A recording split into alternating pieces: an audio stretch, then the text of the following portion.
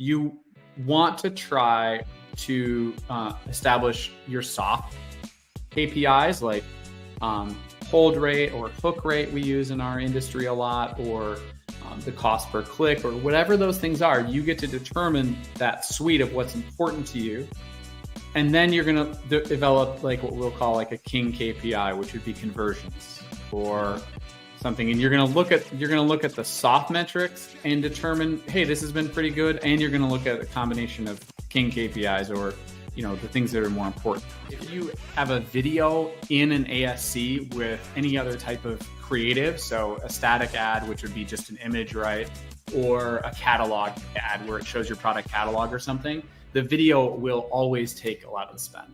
So there's this other school of thought too, which is, do we take videos and separate them out?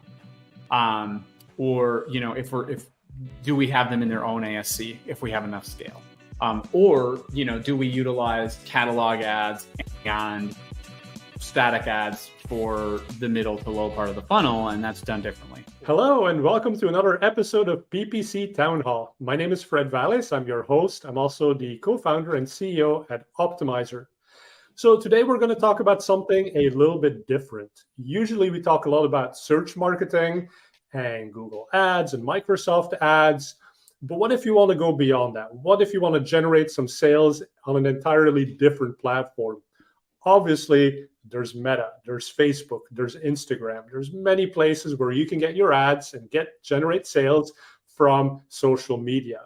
Now, that's not my area of expertise, so we decided to bring in one of the smartest people in social media ads, Andrew Foxwell. So we're going to hear from him what is working in social media ads in 2023, and also learn from some of the common mistakes that he sees people make. So let's get rolling with another episode of PPC Town Hall.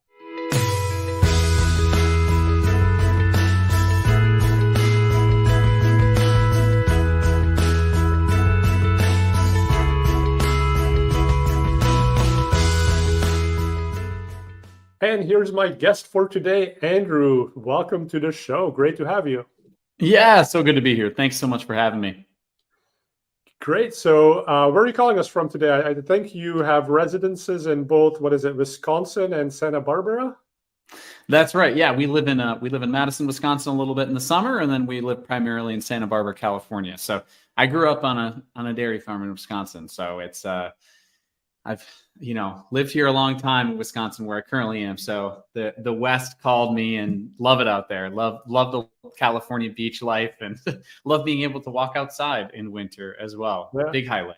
Yeah. But Wisconsin is beautiful too, and even in winter, I think you can play some good hockey there, right? So. Yes, absolutely. You can play a lot of hockey, and many of my friends growing up did. I was never allowed to. My parents banned me from playing hockey. So, yeah.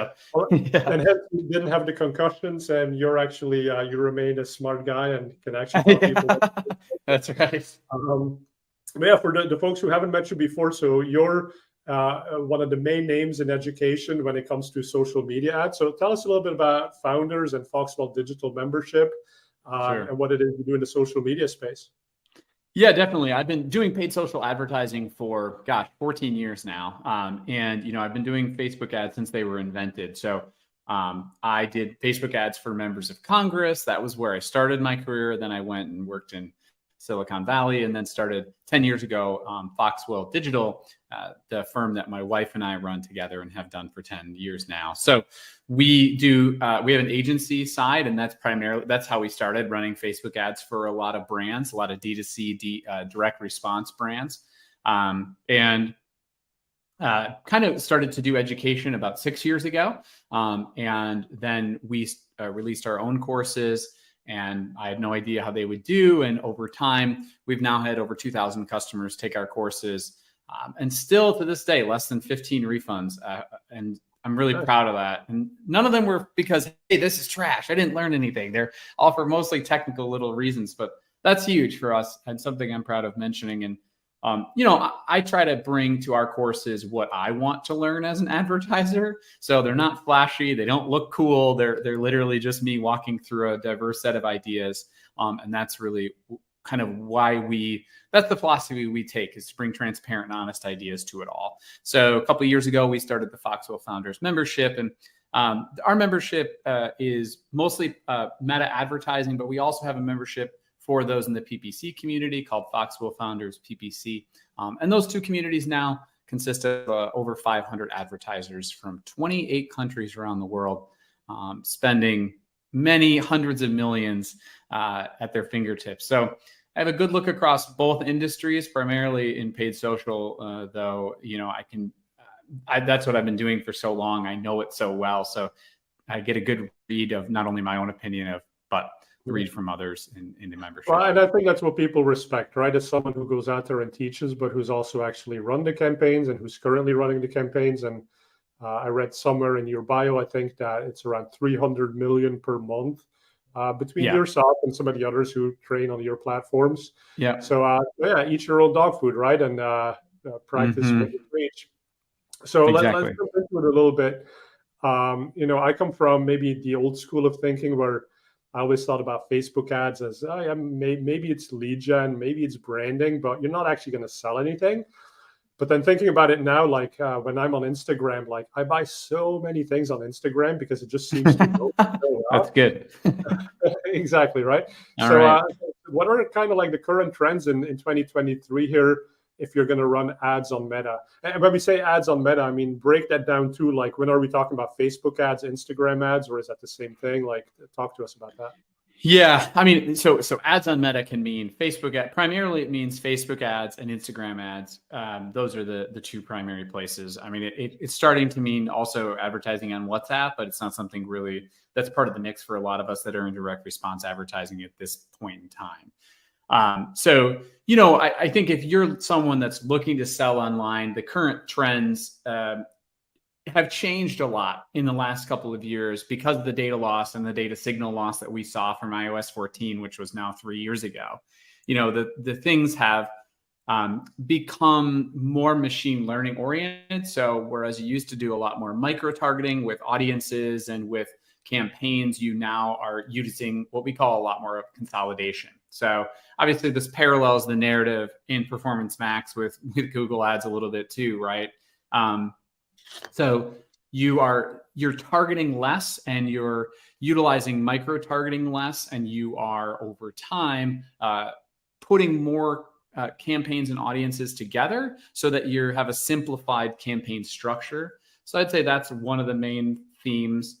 Another main theme is, creative is now the biggest lever. So creative and what we call kind of creative diversity and the ability to speak to problems that people don't even know that they have yet, and make sure that those ads can identify a problem to a person and convert them through your funnel.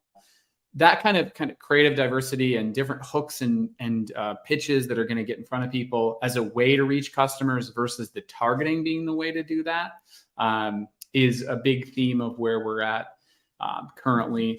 And I think another one, thematically that you can't roll over is tracking. How are you tracking? How do you think about tracking? And how are you and measurement, right, at this point in time? So there's a whole bunch of nuance into that, but I think those are probably some of the big themes that we look at right at this stage. So let's start unpacking that a little bit and going in depth on some of these things.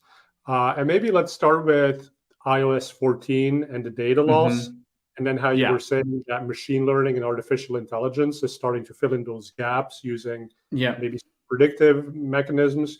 So my first question here is, like, iOS 17 is rolling out soon.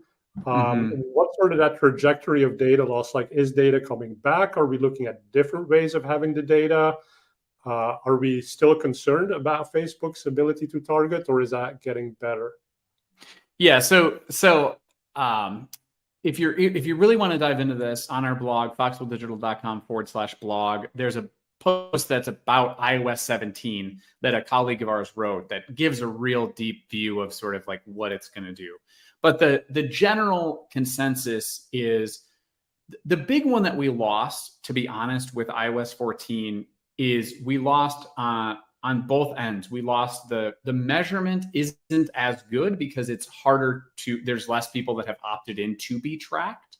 So that's one thing. Even with the conversions API, or what we call CAPI, capturing conversions, it's harder to get the complete picture, even on a click basis, than it was before. So some of that's come back, but it's not perfect. So that's one thing we lost. On the front end, the big one that people don't understand is if you looked across in, let's say, 2017 or 18 at a campaign that was running for a D2C company that was running a direct response campaign, I would say 90% of those would have been using a purchase lookalike audience. So you say to Facebook, find me people that look like these people that have made a purchase.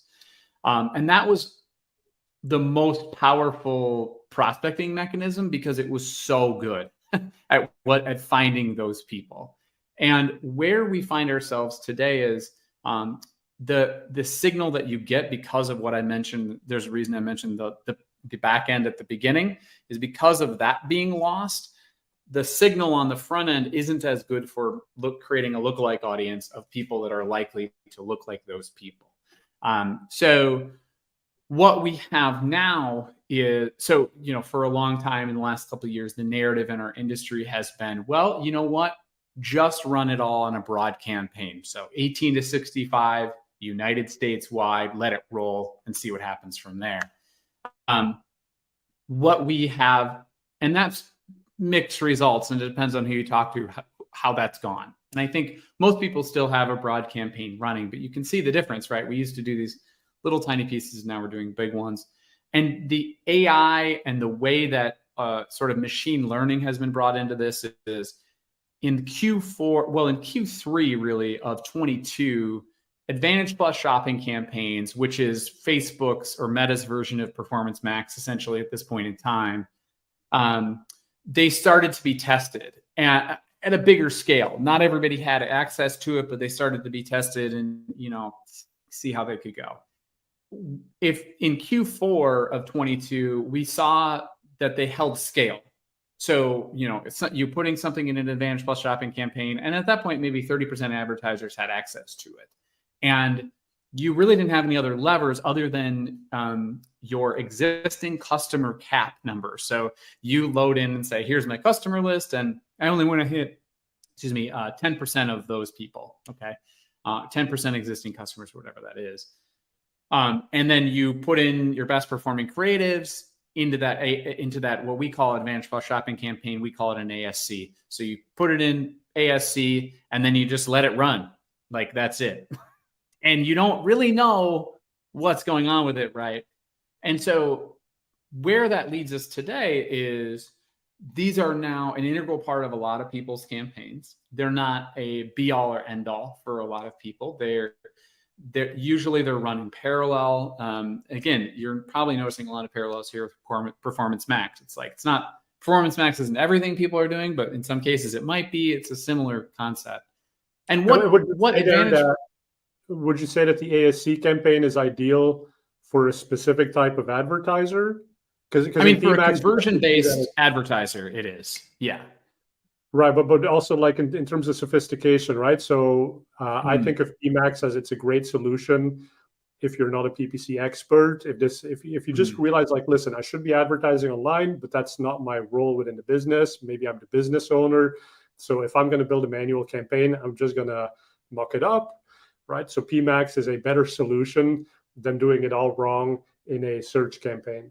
But if you're a really sophisticated, larger company, then you still get those additional controls, like you're mentioning, right? There's so few controls in ASC, so few controls in PMax. So you actually do benefit from the additional control and the additional transparency that comes out of PMax. So for ASC, like, is that similar what you're seeing? I could talk about that specific topic for like an hour nonstop. So the answer is, I think business-wise, strategically, clearly the reason that Meta is doing this is because the adoption rates that you see coming from ASC are it's faster and easier, right? So yes, like I think if you're a beginning advertiser, an ASC makes a lot of sense, and that will help with the adoption rate of advertising on the platform. I agree with you that right now where it sits is it's part of people's campaigns, even if you are a sophisticated advertiser, it's part of them, but it's not all of it. So you'll have them running in parallel to other things at this point in time because they are an effective campaign mechanism for a lot of folks. But yeah, so that's kind of that's kind of where it's at right now. Because what would you say is that the right mix if it's part of your overall campaign structure? Is it like one ASC campaign and then a bunch of more traditional campaigns? It depends on the level of scale of spend that you have. So if you're spending, let's say, like under $10,000 a day, or even let's say under $5,000 a day, like you're not going to have more than one ASC running. Okay. But if this is sort of the high level thinking of this now, and again, this isn't like a best practice, but is being tested because it's still so new, is can we use Advantage Plus shopping campaigns as a way to forward push product categories separately? Okay, so if we have a men's let's say we have a ton of SKUs and we're a big business that has a lot of different pieces. Let's say that we have men's clothing, we have children's clothing, we have women's clothing, and then like children's toys. If you're spending, $10,000, $20,000 a day, I talked to a colleague last week who's spending almost $100,000 a day, and he has like 6 ASCs running because it's utilizing and sending it to different landing pages and PDPs, and that's how they're scaling it horizontally, is by separating the ASC. So it depends on the level of scale. I would say in most cases you have, a normal person that's running a direct response. Like I would say the average advertiser across the Western world on Meta that's a direct response D2C advertiser is going to be spending, let's say, $75K a month. And if you're spending like $50 to $75K a month, you probably have one ASC, you probably have a broad campaign running, and you might have a campaign budget optimization campaign running. And those are like the top 2 are like 80% of the prospecting budget that you're pushing. There's a lot of different schools of thought of that, but that's primarily where people are. Sometimes there'll be an interest stack in there, we call them, where you have a bunch of interest in one place too, but okay, that makes sense. Now, so what you're basically saying is ASC, almost everyone has it at some level. And then you talked about sort of the controls being very limited, right? And one of those controls that you do have is the creatives that you put in. And I think you said put in your best creative. Yeah. Let's talk about creative a little bit. Like, how do you think about the breakdown of different creatives and the frequency of testing new stuff? Yeah, I mean, my gosh, there's so many ways that you can go about this. And the issue, I would say, with as it relates to testing in the industry, and the issue with advice that's out there on testing, is people set up a test on anything, but specifically in relation to creative, without understanding what the desired outcome is that they want.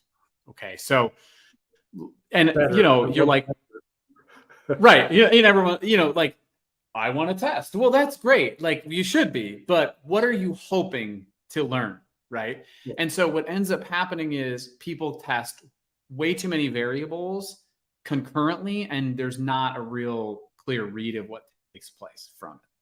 So I would say that the way that you want the framework in that you want to get through in terms of thinking about creative testing at this point in time is breaking it down by what we call brand aware. Unaware, like they don't know the problem, or they're unaware of the problem entirely.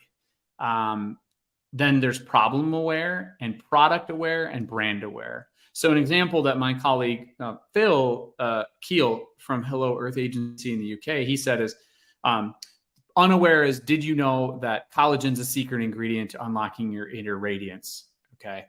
Problem aware is, ditch the juice fast with bone broth. product aware is here's the name of the company, high quality ingredients loved by these many customers. And brand aware is, hey, you're aware of us and we're advertising to you again. So a lot of this comes down to consumer psychology. If you had asked me 4 years ago or 5 years ago, Andrew, what would you launch? What would be the best ads that you could launch? It would include language that was mostly, centering on like product aware. Like, we have 3,000 customers, come check it out, and it'd be like a mixture of kind of those two. So now when you're thinking about creative testing, one thing is setting forth and saying, what do I hope to learn, number one? And what are the desired outcomes that I believe I can achieve? So in most cases, you want to try to establish your soft KPIs, like hold rate or hook rate we use in our industry a lot, or the cost per click, or whatever those things are. You get to determine that suite of what's important to you. And then you're going to develop like what we'll call like a king KPI, which would be conversions or something. And you're going to look at the soft metrics and determine, hey, this has been pretty good. And you're going to look at a combination of king KPIs, or, the things that are more important to you. Once you've established that, then you can back it out and say, okay, I want to start developing tests for those people that have no concept of who I am, because that's really what you're going for, right? You're trying to find the magic. One of the big magic of Meta is it can find better than, like, on par with Google products, people have never heard of you before. And so just to be clear, right? You're talking then about brand unaware, but problem aware. Is that right? So they know the problem. Exactly. So it could be, or maybe they're unaware of the problem. Like, they don't, exactly. Maybe they're not. Social shines, right? Because on Google, right. To know that you're unaware about the problem, like, there is no way to communicate that through Google until you've done a search. But if you searched it, you're aware of the problem. Totally. Exactly. So that's what I'm talking about in terms of unlocking the scale. This used to be done via targeting, and now it's done via creative.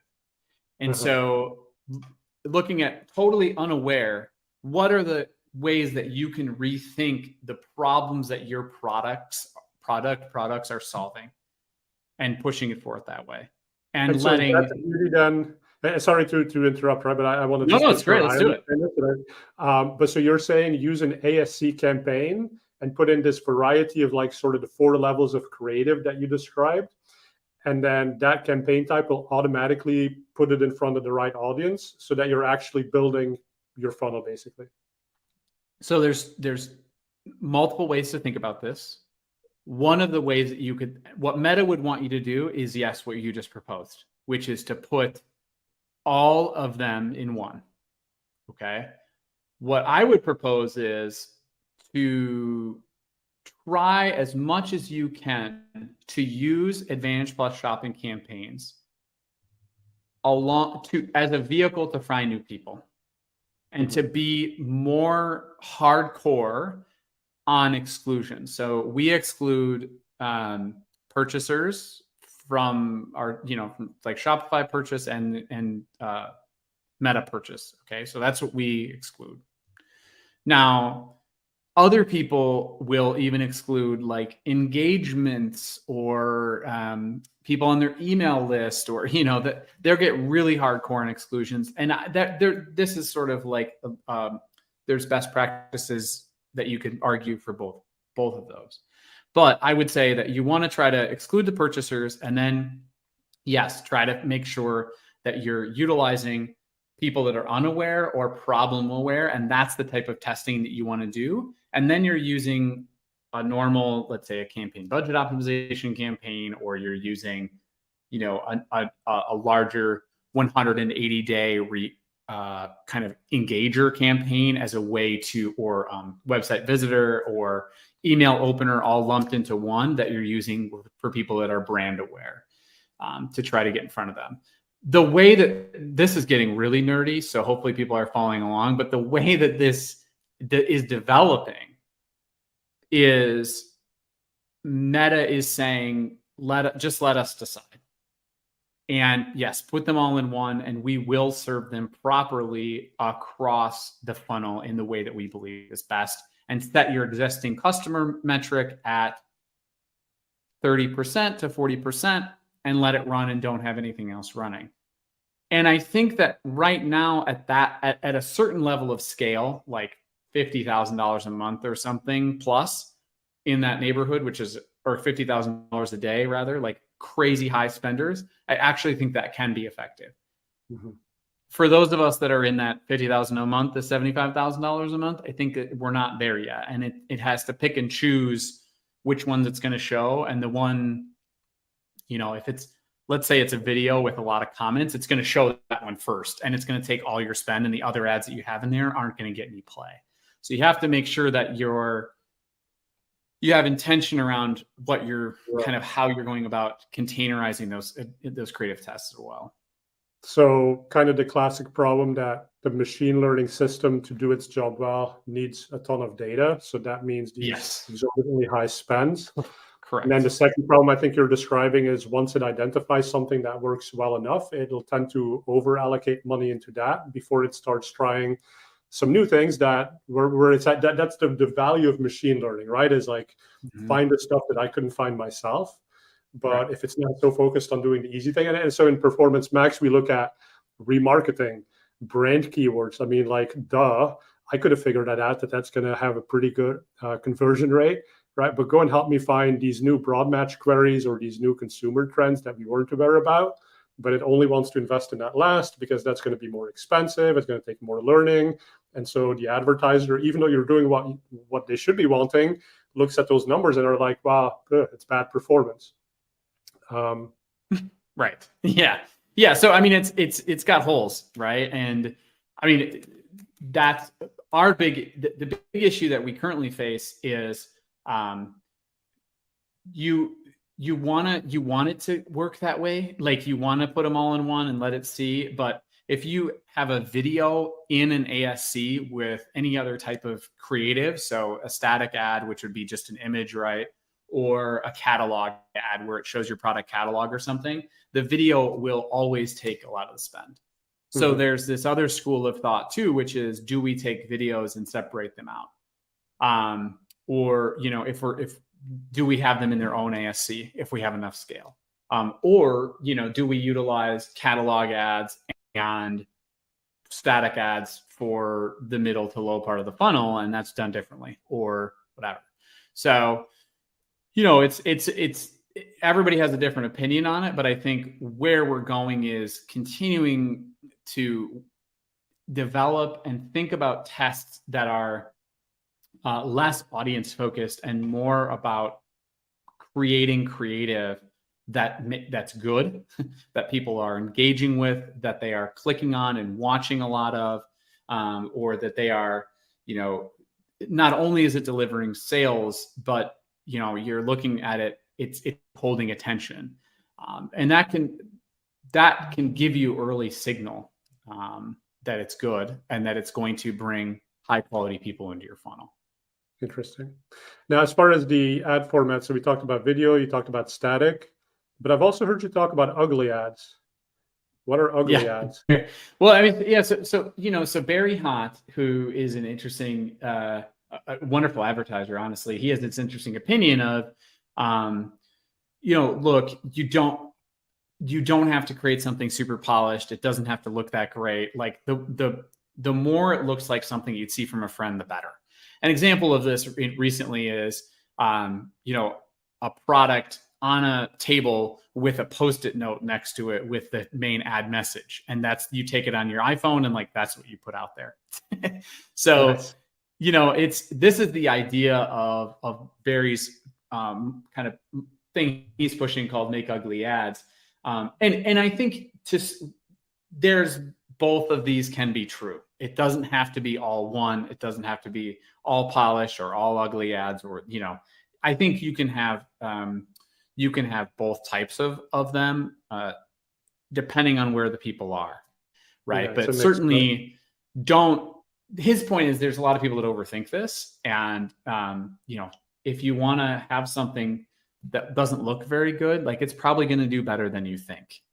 And that's really where you should try to focus your creative efforts as you are going through, this kind of process we've aforementioned. So.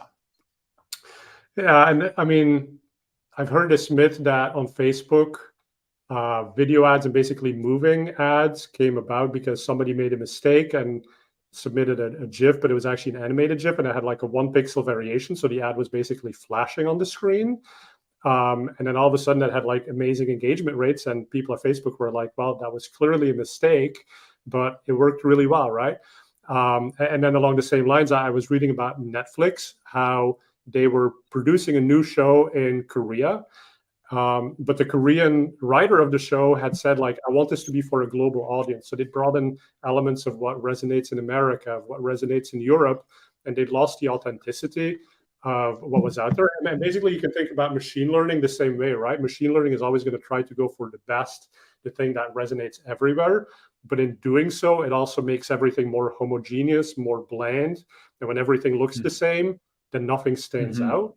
And I think that's kind of your point there, where, try something new so that we can all learn from it. We can see what works and don't over polish everything. So yeah, definitely. I mean, I agree. And usually at this point in time, you try to think about, like, what can I say that I'm uniquely, as a company, what can we say that we're uniquely positioned to say better than anybody else? So that's like number one. And number two is like, what are the crazy ways that we can address this and bring it up?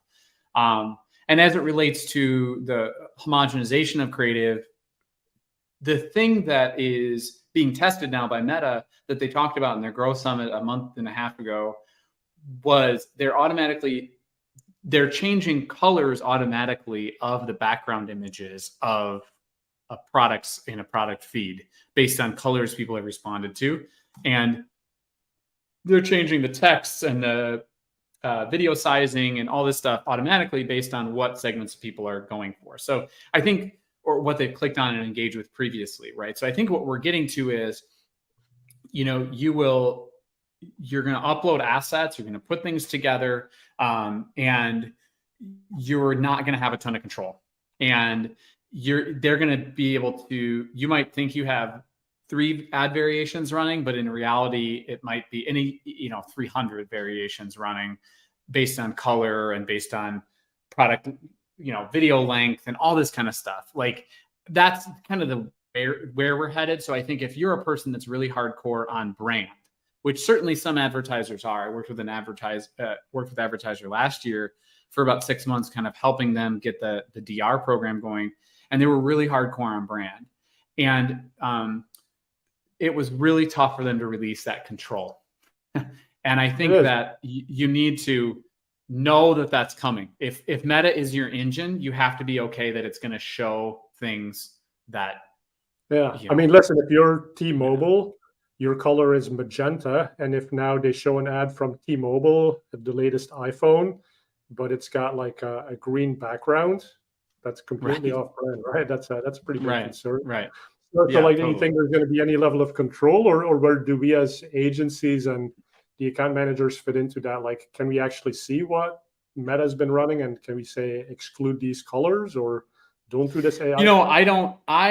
Those were all tests that they ran. So, we don't know what it's going to look like. We don't know the control. I mean, I think there will inevitably be adjustments to this as time goes on, but I would probably say that no, there's going to be certain things we're not going to have control over. And we're of where it's going to show, how it's going to show, and we have to be comfortable with that if you're going to be somebody that's advertising there. Okay. Cool. So let's go to maybe the final topic here, but you also mentioned about tracking, right? And so you've talked about soft KPIs and the King KPI, and that's great because that's what you communicate to Facebook as what it is you're trying to achieve. But in terms of like the tracking setup, are there any concerns around iOS 17 as far as how things are tracked, and how do you track things across platforms? So obviously people are not just on social, they also go to Google, they do searches. How do you get a more holistic picture? And how do you make sure your client understands that social is one piece of the puzzle and may actually drive engagement somewhere else so that they're happy? Yeah, I mean, as it relates to iOS 17, there's nothing in there necessarily that's going to change the game for us right now, because a lot of the iOS 17 stuff that came out is a lot of adjustments for app advertisers, which our folks, most of them are not. So that's not a huge change from what we've seen, huge deviation. As it relates to,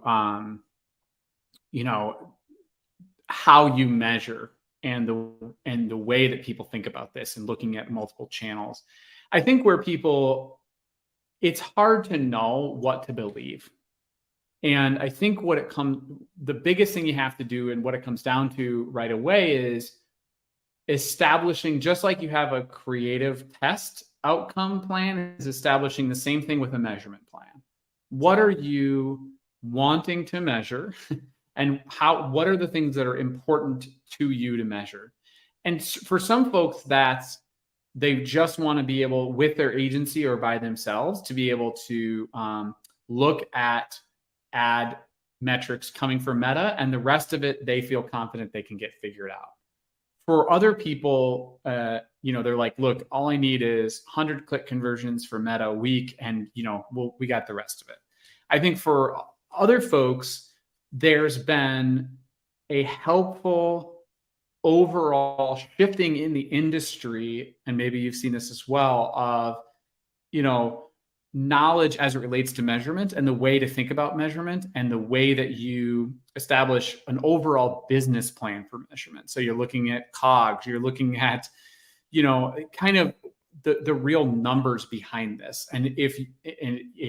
So everybody's different in that. Some people have the agency that's helping them with that. Some people don't, and some people are doing it on their own. And agencies have had to play this game of understanding the whole business. And so for me, I think it's just establishing first what's actually going to be important to scale as that channel that you're in charge of, or those channels that you're in charge of, contribute to the overall business plan. So that's one. How much can we spend? And not looking at the ROAS from any of the platforms. Let's just talk about, what do we need to get back from the spend that we have, and how does that relate to the overall business itself? Then you start to get into, from our standpoint on Meta, the click-based conversions that come from Meta are more reliable than they were at the outset of iOS 14. So we are able to, as an advertiser, not use it as a perfect answer, but use it as an in-platform king KPI of saying, okay, these are driving conversions. That's a good thing. And in most cases now, there's some third-party tool that's being used for measurement. And it depends on how involved the client is, or how, the brand is in working with that.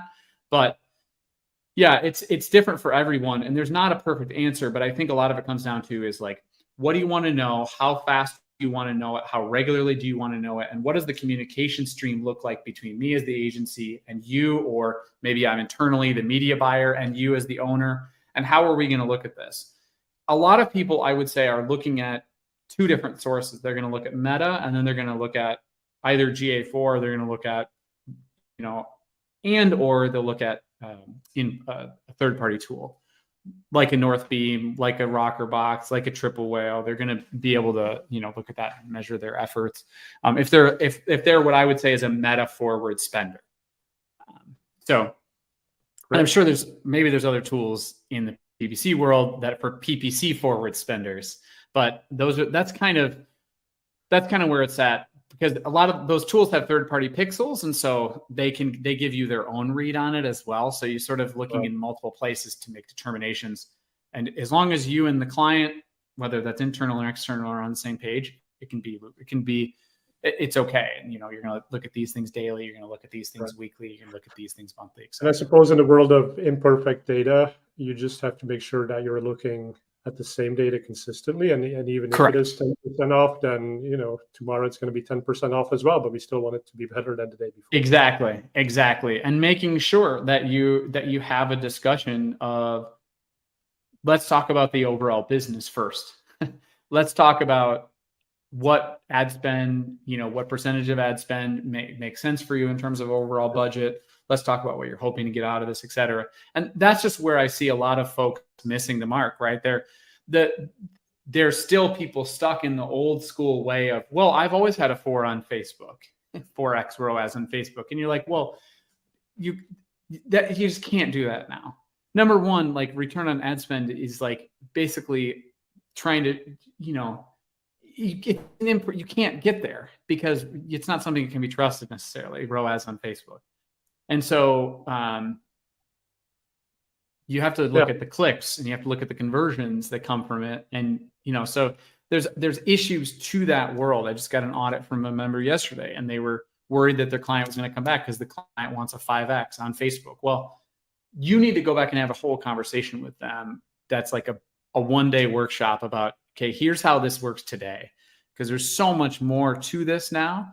And I think, I really view the work that we do as an agency, I'm sure you feel like this, as a fiduciary, those dollars are my dollars. And so I have to explain this to you because in order to move forward, they're the right way. We have to understand it and be on the same page.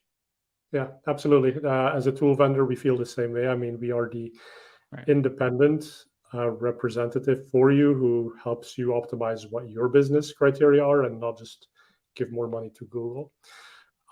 Makes a ton of sense. And I think it's a really important role that agencies play. So because you work in this so deeply, you understand it. And it'd be interesting, right? Because somebody could come into Facebook and say, oh, well, I'm going to get a 500% ROAS and trust that number is correct. But clearly there's nuance there that needs to be understood. So if people want to learn more, where do they find your courses? How do they get a hold of you if they want to work with your agency?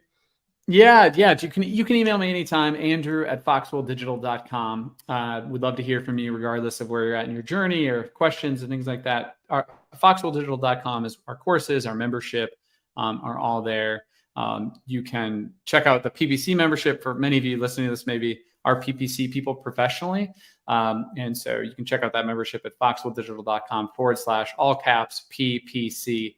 And we've got 50 experts that I spent a long time recruiting to be in our membership to make sure that we have the best of the best in there to answer any questions you might need. And it's really helpful. My big belief is that it's lonely sometimes, this work that we do. And I think that the marketing conferences are good, but having a space and almost a safe space that you can go to talk about things and ask vulnerable questions and get advice and help right away, it's so great because so many of us run these little 1 to 10 people shops and you're like, everything from,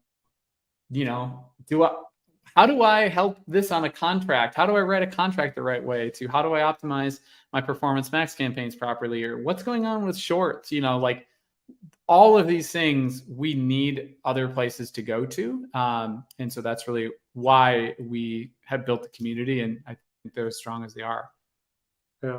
And I mean, this is still such a big industry. There's room for all of us. And I've also found in my career that helping people, eventually the good karma comes back to you, right? As opposed to guarding every little detail. So thank you for all the work that you do in that industry and teaching people, sharing your personal email address there. And thanks for being on the show today. If people have enjoyed the show, you can subscribe so you'll see all of our future episodes. We also list all of the old episodes on ppctownhall.com. And then, of course, I'd love it if you subscribed or at least gave Optmyzr a try. So we got 2-week free trial. Check it out. And thanks again to Andrew, and thanks to all of you for watching. We'll see